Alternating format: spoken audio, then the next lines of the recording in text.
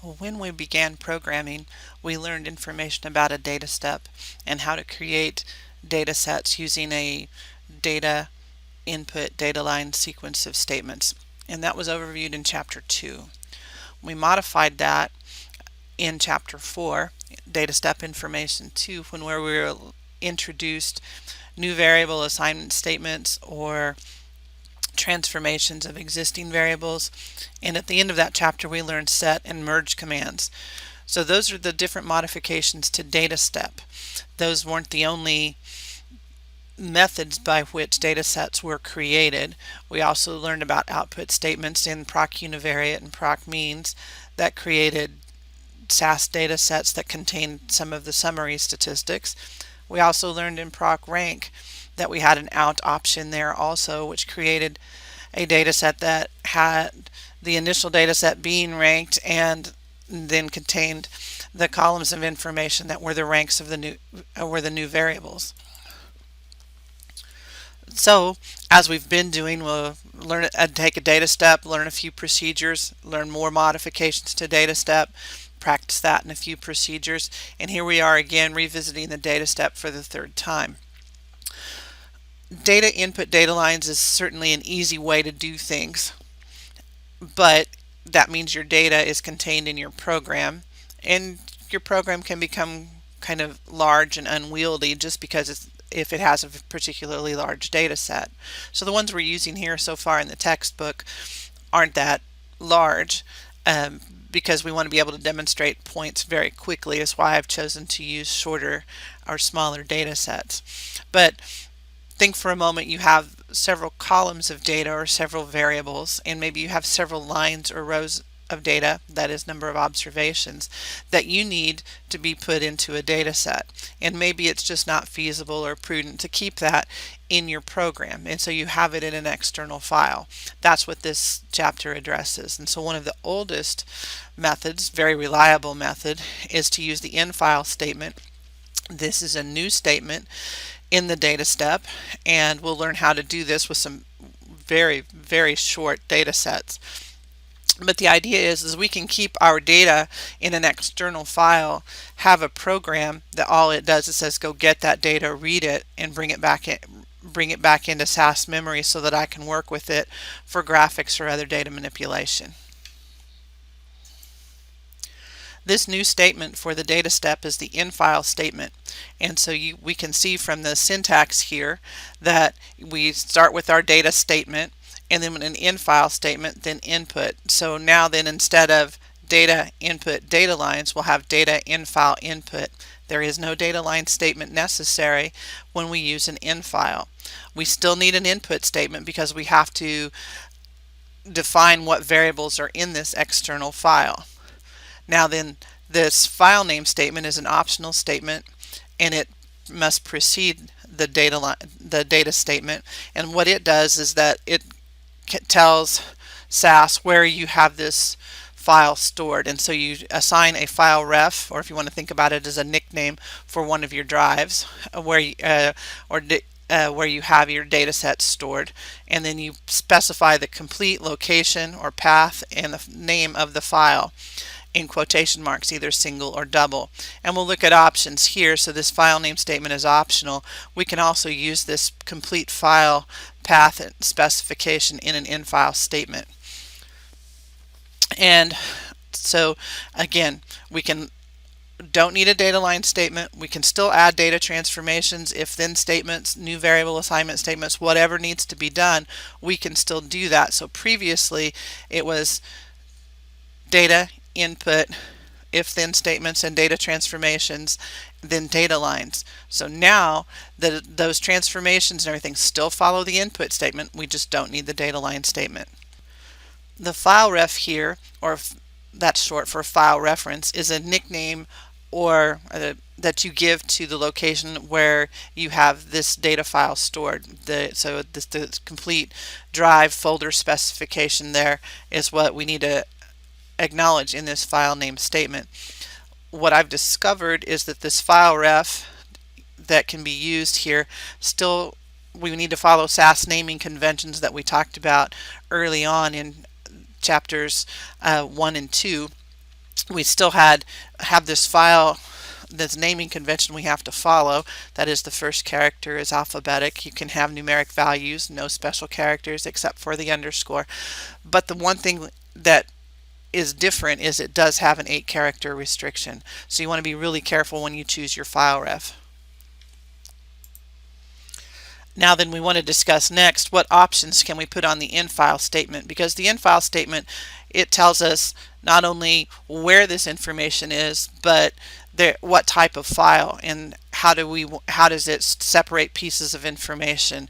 And so there's some commands we need to learn, or options we need to include in an in-file statement to get that file to read incorrectly.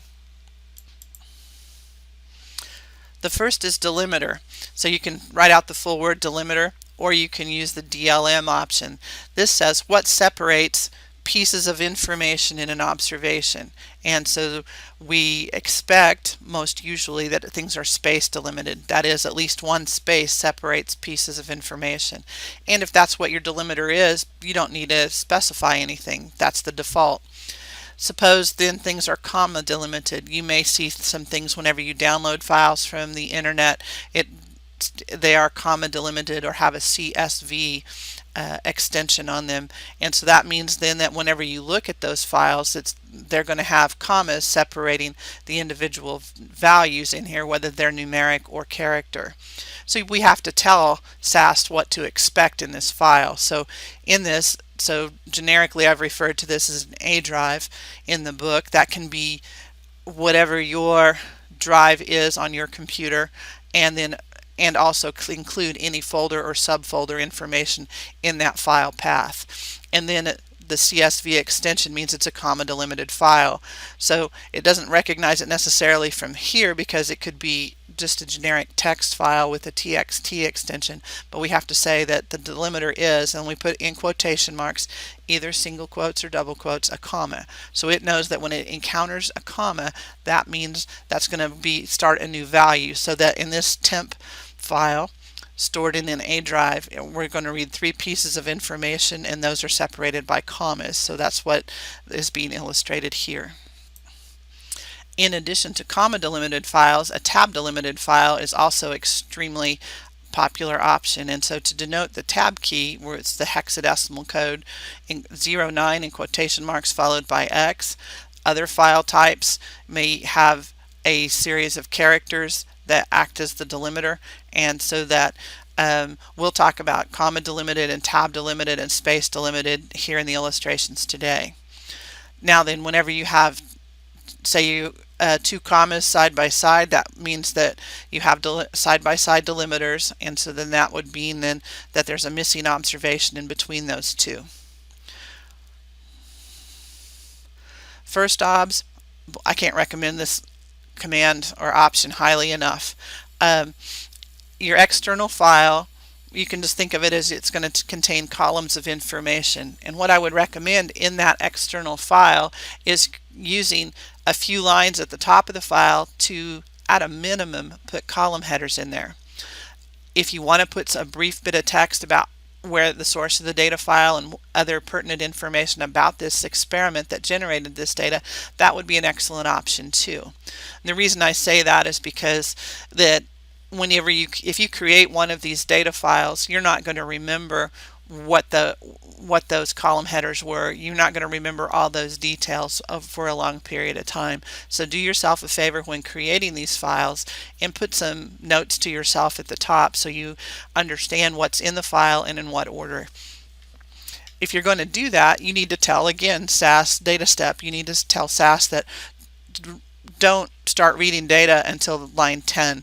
I've taken 9 lines to describe the experiment or acknowledge its source, whatever background information I needed. I took 9 lines to do that, and now here in the 10th line, now start reading the data.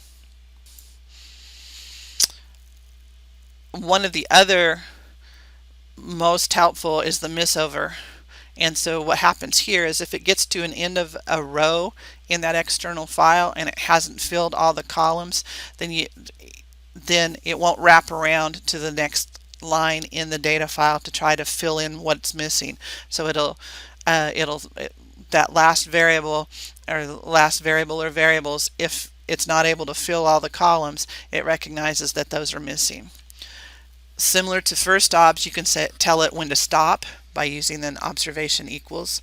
And so if you have a very large data file and you're just trying to debug the program and you don't want it to work everything, you can just work with the top here 30 observations. Or if you've got a first obs in place, then you have to figure out it's between does this observation 30 how many lines of data do you actually have. Stopover is a little similar to missover, I suppose, and whenever it gets to an end of a current record and it's not able to fill all of them, it just stops reading the rest of the data. Missover says it'll keep reading, it'll just assume that observation is in that row is incomplete. Stopover, it just stops fully from reading the data file.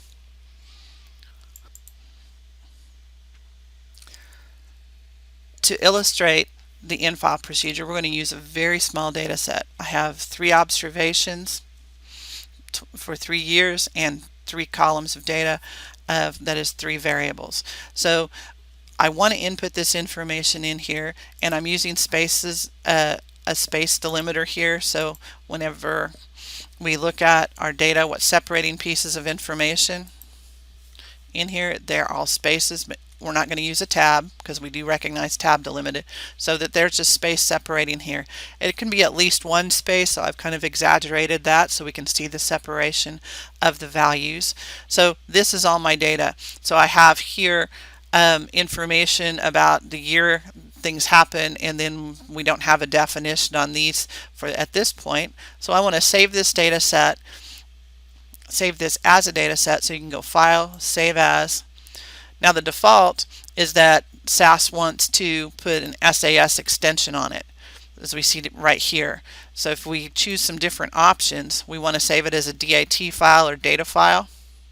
So we can select that, and then we'll just call this Tornado1.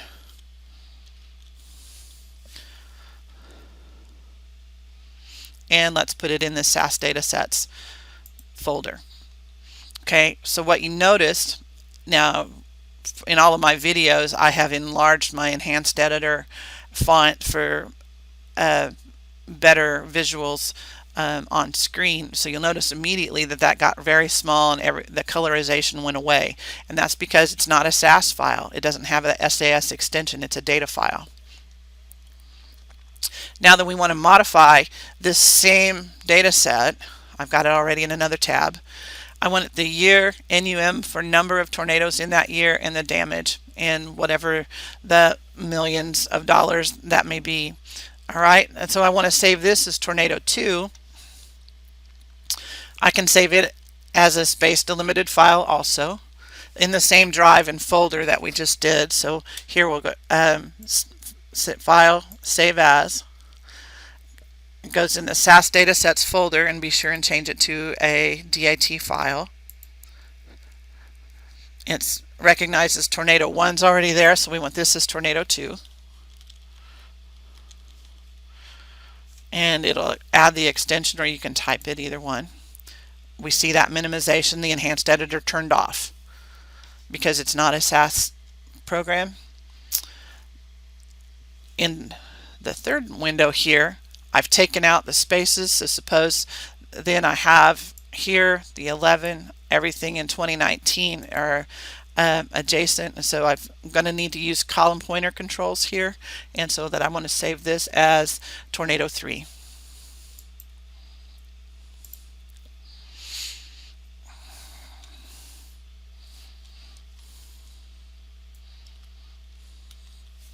And be sure and add the DAT extension.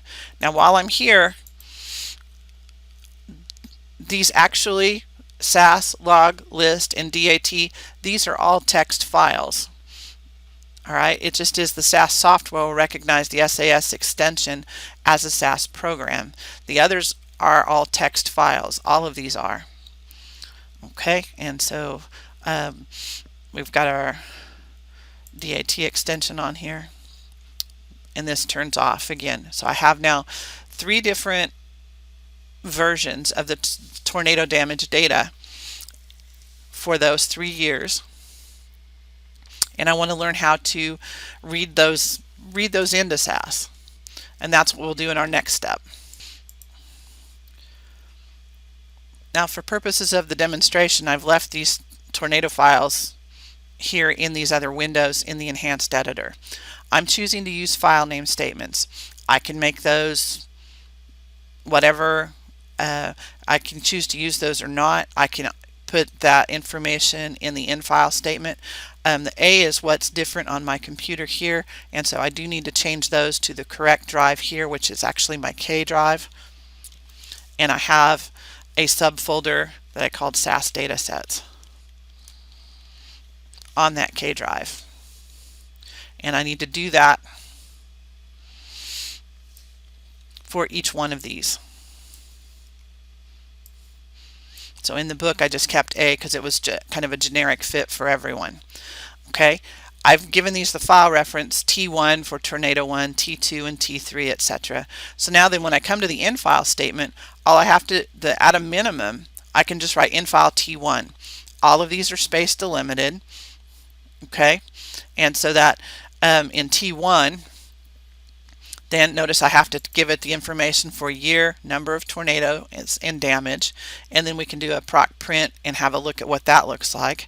For the second one, T2, the first observation was in line 2 because I put a shorthand for the contents here, short because I use NUM instead of number. Okay, so that was just to remind me if I ever open this file what's in it. Alright, so I acknowledge that by using first obs equals 2. Then I still need the input statement. Even though that's there, that text could be anything in that external file, but I still need to name the variables here. And you'll notice I used a title case or a proper case here to initialize the variables year, number, and damage versus what I did in dataset 1 up above. We can print what this looks like, and then in dataset 3, this was the one where we had column controls necessary. I didn't need column controls until I got to the third observation. 2017 and 2018 would actually read okay as a space delimited file, but I needed the column controls because of 2019. And so for that 2019 data, I took and budgeted for the first 4 columns for year, digits 5 and 6, or places 5 and 6 for the number and damage in 7 through 9. And so that's in the input statement. Up here in the in file statement, I still could put information about first observation, last observation, etc. So I didn't put anything in here about needing delimiters. So now when I run this, I should get 3 pages of proc print that really all look the same. And so if I run this, you can see that they all showed up here. Let's have a look at the log.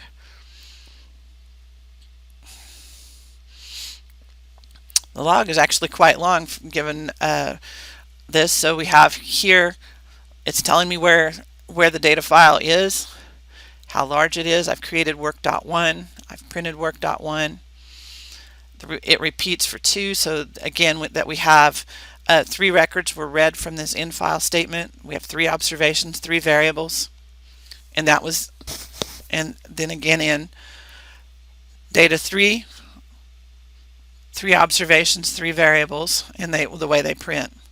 Alright, so this is of course highly repetitive, but there's more than one way to do this is the intent.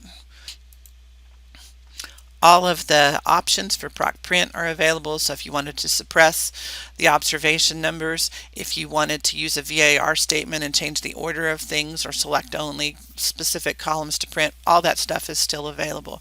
So for Objective 8.1, the key here was to recognize the different ways we could have stored that information and pull it into SAS. So yes, we hope they all look the same. If they looked differently from each other, then I would be concerned there that I'm not in-filing the data correctly. Now, though this is small, if we take tornado3.dat, and I'm just going to insert and go in here and I'm going to put tabs in.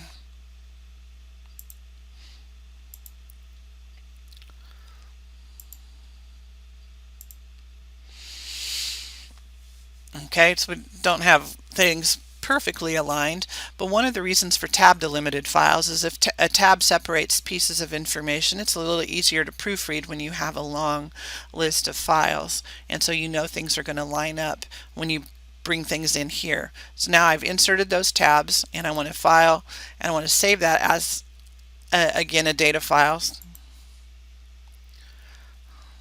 Already is a data file, and let's just change it to Tornado 4. Now, caution here, whenever you look at other software, such as some of the Microsoft products, when you save it as tab delimited text, it may have a TXT extension. When you save something that's space delimited, it may have a PRN extension or TXT. So different software products may put a different extension on it. It's up to you to recognize whether those are comma delimited. CSV is fairly universal, but tab delimited and space delimited, that TXT extension could be used for either one of those. So here we're going to save Tornado 4 in the same place. Now then I want to have SAS read in this Tornado 4. We'll demonstrate a couple of other options with respect to the in-file statement when we do this. Okay, now in this program, this is a little bit different than what we did in the first case. If I can pull back over to those. For Tornado 1, 2, and 3, I use file name statements. So it looks fairly repetitive, and it is with these small data sets, but as an instructional tool, it highlights what we want well. So here I needed to create a file ref, and then I infiled using that file ref, okay, or that nickname for this SAS session. When I exit SAS, this T1, T2, T3, they go away. They don't mean anything. One of the things you can do, instead of using the file name statement such as I have up here, is you can put the complete path in quotation marks in the in-file statement. Okay, and so we can do that whether it's space delimited, comma delimited, whatever the case may be, whether I'm using column pointer controls or not. The DLM, here this tells it that it is a tab delimited file, and it says to look for things that if you see two tabs adjacent to each other, that it will recognize that there is a missing value. If there are no missing values, that's still an okay thing to keep there. I would probably just say anytime you have to specify a delimiter, automatically pick up the DSD option would be my recommendation. So it's data in-file input, just like we had before. Input, we have to specify the variables in there. Again, on the in-file statement, even if I use a tab delimiter, we can put in first obs equals information in there or observation number. Both of those things are still okay for us to use. When it's tab delimited, I will not need column pointer controls. And if we run this, Objective 8.2, as we expected, it looks like the previous run of Objective 8.1, as I get the same data no matter what. So all of these things then hopefully illustrate for you how then if you have a much larger data set that you can get the in-file procedure to work for you accordingly. A second new tool in the data step is the label statement. The label statement allows you to express more fully in text what a variable means. You may call them generically X, Y, and Z, and then a label statement occurs after the input statement and before data lines. In the case of an in-file, it would be data, in-file, input, label. No data line statement. And you can still do everything on the in-file statement that we've done before. In addition, the label statement you can put your if-then statements and new variable assignment statements or data transformation statements after the input statement as well. The syntax on the label statement is the variable name used equals, and then you put a definition in quotation marks, and it'll handle a definition or a label up to 40 characters. If you go beyond that, it'll truncate it. Be sure you open and close the quotation marks, and then you can just label each variable, just separate with a space and start the next one. Use the semicolon only after the last labels defined. They don't have to run across the page. You can stack them up, or you can choose. There's various style choices you can use here. You can label one variable, you can label all variables, or anything in between. That's your choice. So this is one of the reasons that I encourage programmers then to keep their keep their variable names short, so that way just use a label statement so that you can enhance your output with the printed label. Now once you create the label, it's on the data set. It's in SAS memory, and so that whenever you run procedures, this variable name and its label will show up in the output. There's only one place where you have to specifically ask SAS to use the label, and that's in the print procedure. If you go back to page 22, section 2.3 in your book, and the syntax for the proc print statement, it gives us options for the proc print statement just below. And the label option is 1, so that says use the variable labels as column headings. Without the label option, it will just use the variable name that we've chosen. And so the label statement that we're talking about presently is what was referenced back in this section. To illustrate the label statement, we're going to use the most recently created data set, that is data set 4, the one where we had the tab delimited text in the external file. And so after the input statement, you can define, well, year is fairly self-explanatory, but the number, you can specify number meant number of tornadoes, number of tornadoes in that year or season, and then the damage assessment in tens of thousands of dollars. And so notice those are much more informative labels. We'll look at the proc print without the label option and with the label option.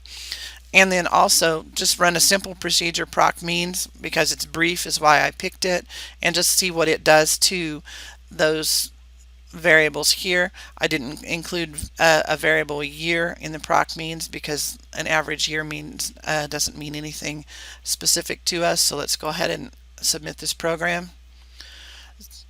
If you don't use the label statement, this looks just like it did back in the previous objective, in objective 8.2. There's no information there. I've got proper case variable names because I chose that when I initialized them in the input statement. When I use things with the labels, then year stays the same, but then now I get a more informative label on this. So if you're going to generate reports and you want things to look a little nicer, you can use the label option. You would probably also, in this case, suppress the observation number. If things were out of order, you might want to sort them by year if they weren't already chronologically sorted. When you run the means procedure, it prints both the variable and the label here. So that if it saw a number, it meant number of tornadoes, and so how many observations were there of each in the basic default statistics here. So we can enhance the appearance then of our output with these labels. On the left side of our screen, we've been referring to this results tab as this is kind of a table of contents for everything over in the results viewer, presently on the right hand side of the screen. At the bottom of the screen, if you click on the Explorer tab, we have some icons here that we previously have not used. This allows you to do File Explorer on your own computer. Haven't got any definition here. What I'm interested in is libraries. Remember how I've said that SAS stores this in memory during this SAS session. So if I click on libraries and I want to go to the work library, the rest of these we'll talk about later when we get into SAS libraries and permanent SAS data sets in a later chapter. So we click on work. Okay. So now I have things written here in alphabetical order. We had our different tornado data sets. So here was 1, 2, 3, and 4. So the quick lesson here is go to the Explorer, go to the work library, and that lets you see all of the SAS data sets you have active during this SAS session. Now if you've closed SAS and then come back and reopen SAS, you may have these folders here that SAS created, but all the rest of these in here are things I've done in this SAS session. Not necessarily this video, but this SAS session. And so if I go and I click on one of these, so 4 is the most recent one we created here. What this opens then on the right is what's called a view table. And it gives me that, remember that work.4, so we're interested in that second part of the name at 4, and it gives me the year, number, and damage information here, just exactly as I input those. Now that's probably a little small perhaps in the video, and I cannot make this font larger in this particular view. If you move over to the view pull down, it's telling you what the column names are. You can scroll up and click on column labels. If you've used a label, it'll put those in there. Now for programming purposes, you have to have the column name, and so that if you see it like this, you know something that this lengthy and with these special characters, that can't possibly be the name of a column variable. And so this lets us see what those are, and then when we go to program things, we want to toggle back to names, so that if I want to utilize this information in any procedure, I need to call it damage. I can't call it by its label. I have to call it by its variable name.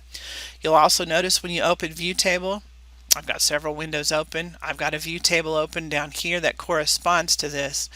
Now if you want to do anything further with dataset 4, modifying dataset 4, you have to make sure this is closed. So once you open something in view table and you get the information you need, my advice is to always just close view table. Make sure you close view table on this X and not SAS with the one above it. So just close view table.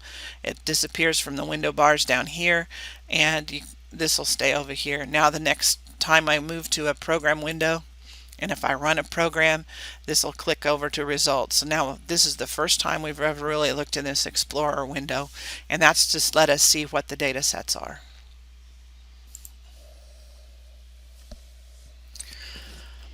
Additional data step statements are the drop, keep, and rename statements. These are just kind of 3 new statements that don't really fit in any of the other data step information chapters we have, but they're incredibly useful. If you wish to combine data sets from different sources, perhaps the variable names aren't the same from one source to the next, or one lab records more variables than another, and so there are some of them that are unnecessary and that you don't wish to retain them in the data set.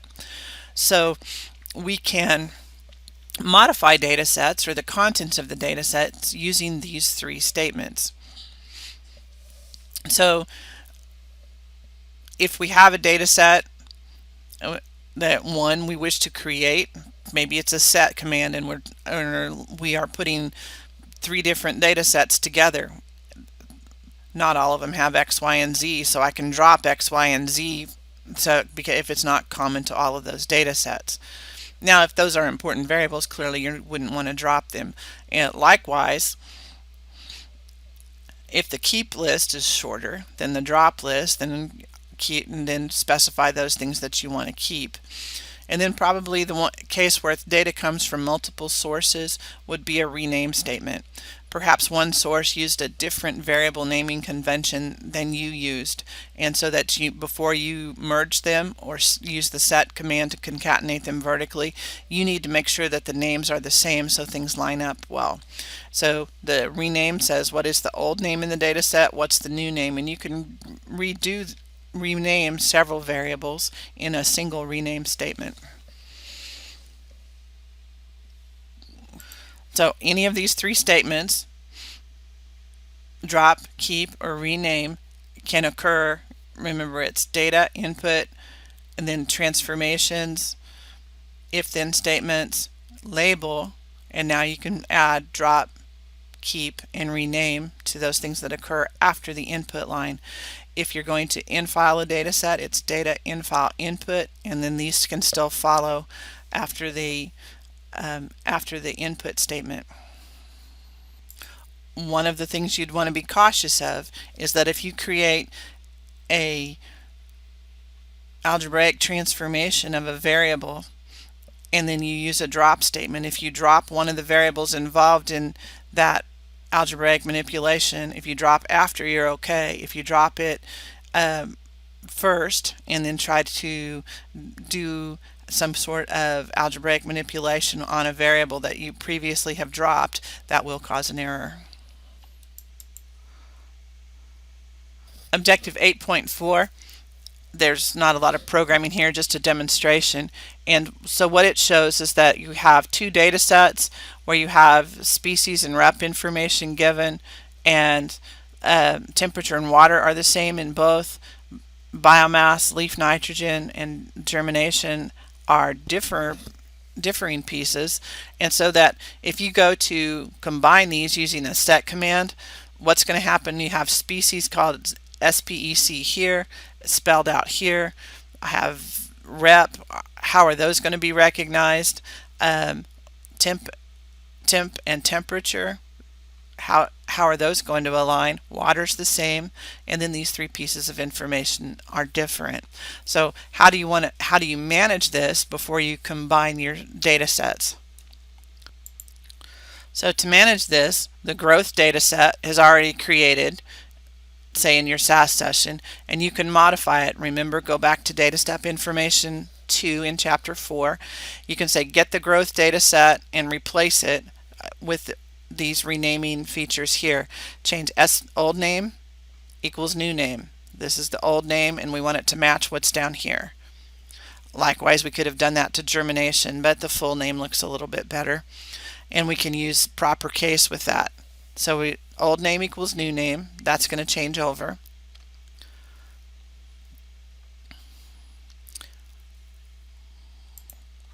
What these have in common then, the species information, some of the what we can see there's some overlap here. It's the germination that's different here, and then biomass and leaf nitrogen are different values here. So I want to match these up then by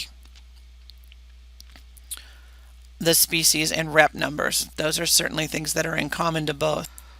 So before the merge is done, we need to sort both of them compatibly. These are all the things they have in common. And then we have data G-house or greenhouse, merge, growth, and germination, and then keep the same compatible sort order here for the merge. And so the result for the greenhouse data then, or G-house data, will look like this. So growth had rep with a lowercase, and germination had it with an uppercase, and notice it picked which one? The first one.